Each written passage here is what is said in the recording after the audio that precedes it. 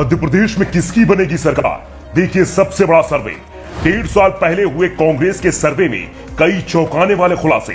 कई विधायकों की हालत क्षेत्र में खराब, काटने होंगे टिकट। आधे विधायकों के टिकट काटेगी कांग्रेस, नई रणनीति से उतरेगी मैदान में।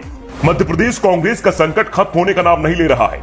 पार्टी को 15 साल बाद सत्ता मिली थी, लेकिन 15 महीने भी नहीं चल पाई और करीब 1.5 साल बाद एक बार फिर राज्य में विधानसभा चुनाव होने हैं। पार्टी इस बार उम्मीदवारों के नाम का ऐलान जल्द करना चाहती है। हर विधानसभा क्षेत्र से उम्मीदवारों के नाम अभी से ही छांटे जाने लगे हैं। सर्वे एजेंसियों की मदद ली जा रही है। कांग्रेस के प्रदेश अध्यक्ष कमलनाथ की देखरेख में सर्वे का काम भी चल रहा है और सर्वे के जो शुरुआती परिणाम सामने आए हैं, उसने कमलनाथ के साथ कांग्रेस की नींद उड़ा दी है। सबसे चौंकाने वाली रिपोर्ट तो कांग्रेस विधायकों के विधानसभा क्षेत्र से ही आई है। रिपोर्ट में दावा किया गया है कि आज चुनाव होते हैं तो कांग्रेस के 95 विधायकों में से सिर्फ 36 ही दोबारा चुनकर सदन में पहुंच पाएंगे। इन 36 विधायकों में से 15 पूर्व मंत्री शामिल हैं। नेता प्रतिपक्ष डॉक्टर गोविंद सिंह, पूर्व मंत्री पीसी शर्मा, पूर्व विधानसभा उपाध्यक्ष हिना काबरे की स्थिति अच्छी बताई गई है।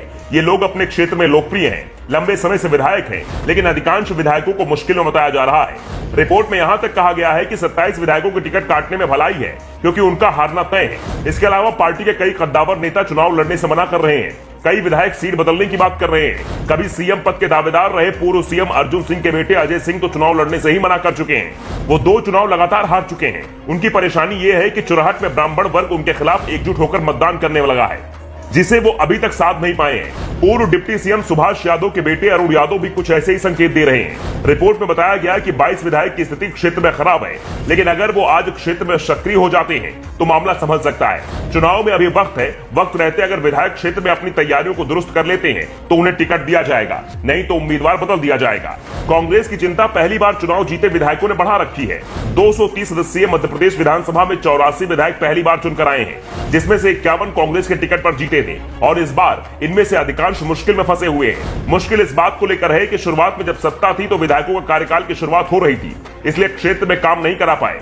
कुछ काम शुरू हुए तो वो भी पूरे नहीं हो पाए और जब विपक्ष में पहुंच गए तो जनता का सामना करने में मुश्किल हो रही है, क्योंकि जनता सवाल करती है अभी भले ही विपक्ष में है, लेकिन जब सत्ता में थे तब क्या काम किया था। वो बात अलग है कि सत्ता 15 महीने की ही रह पाई थी, जिस कारण से क्षेत्र में सक्रियता कम रह पाई और अब मुश्किल खड़ी हो गई है। इस मुश्किल को कोरोना संक्रमण के दौर ने और बढ़ा दिया है। कोरोना के चलते कई विधायक तो अपने क्षेत्र में निकले ही नहीं। कांग्रेस ने सर्वे में ध्रुवीकरण को लेकर भी जानकारी जुटाई है और राहत की बात यह है कि कुछ क्षेत्रों को छोड़कर प्रदेश में ध्रुवीकरण होता नहीं दिख रहा है। इंदौर, भोपाल, खरगोन को लेकर चिंता जरूर जताई जा रही है, लेकिन पार्टी की नींद प्रदेश की 70 सीटों ने बढ़ा रखी है, जो बीजेपी के मजबूत गढ़ में तब्दील हो चुकी हैं। लंबे समय से कांग्रेस इन्हें जीत नहीं पाई है। इन सीटों पर 6 महीने पहले उम्मीदवार घोषित करने की तैयारी चल रही है। इनमें से अधिकांश सीटें बड़े शहरों की हैं। सर्वे की रिपोर्ट पार्टी हाईकमान को भेज दी गई है। कहा गया है कि इस तरह का सर्वे हर 3 महीने बाद कराया जाएगा और टिकट वितरण के समय इस सर्वे के अंतिम रिपोर्ट को ही आधार माना जाएगा। सर्वे में यह भी साफ हुआ है कि सिंधिया के जाने से ग्वालियर चंबल संभाग में पार्टी कमजोर पड़ी है। वहां सबसे ज्यादा ताकत लगाने की जरूरत है। खासतौर पर ग्वालियर, शिवपुरी और गुना में बीजेपी बहुत मजबूत दिखाई